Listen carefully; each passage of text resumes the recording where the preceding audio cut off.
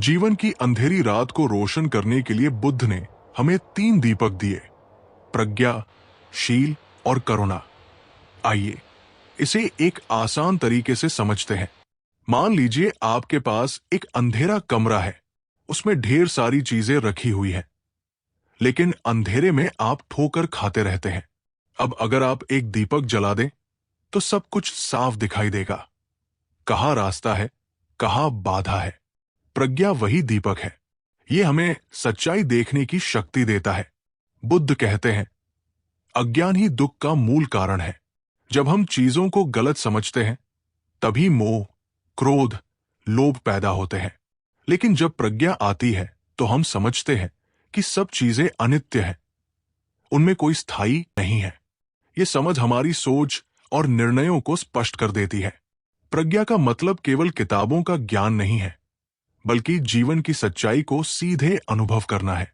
जैसे आप जानते हैं कि आग जलाती है तो आप उसमें हाथ नहीं डालते। उसी तरह जब आप समझ जाते हैं कि लालच दुख देगा तो आप खुद ब खुद उससे दूर हो जाते हैं। अब आप प्रज्ञा का अर्थ तो समझ ही गए होंगे।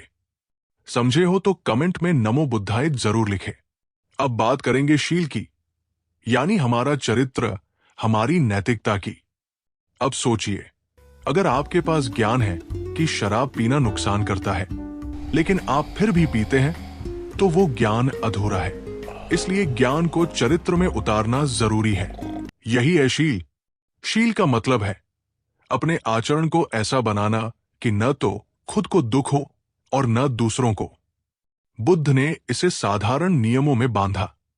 किसी को चोट न पहुंचाना, चोरी न करना, झूठ न बोलना, व्यर्थ की आसक्ति या अनुचित व्यवहार से दूर रहना, नशे से दूर रहना। शील हमारे जीवन की नींव है। जैसे कोई मकान मजबूत जमीन पर ही खड़ा रह सकता है, वैसे ही जीवन का निर्माण नैतिकता पर होता है। दोस्तों, आपने शील का अर्थ समझा ही होगा। अच्छा जीवन जीने के लिए शील कितने महत्वपूर्ण है। अब हम बात करेंगे करुणा की, दया, सहानुभूति की। अब जरा सोचिए, आपके पास ज्ञान भी है और आप अच्छे आचरण का पालन भी करते हैं, लेकिन अगर आपके मन में दूसरों के लिए संवेदना नहीं है तो वो जीवन अधूरा है। यही जगह है करुणा की। करुणा का मतलब है दूसरों के दुख को समझना और उन्हें दूर करने की इच्छा रखना। ये केवल दया नहीं है।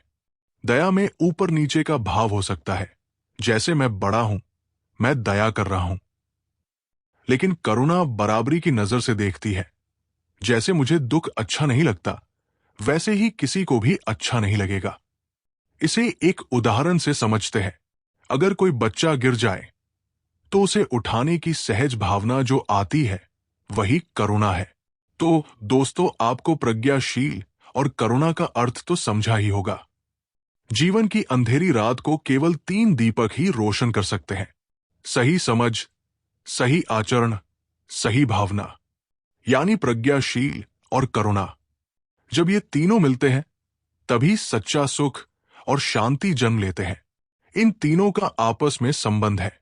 प्रज्ञा बिना शील के केवल सूखी किताब बन सकती है।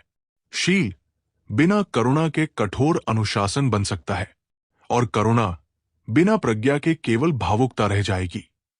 इसीलिए बुद्ध ने कहा, प्रज्ञा, शील और करुणा एक ही सिक्के के 3 पहलू हैं। जब ये तीनों जीवन में उतरते हैं तब मनुष्य न केवल स्वयं दुख से मुक्त होता है, बल्कि दूसरों को भी सुख का रास्ता दिखा सकता है।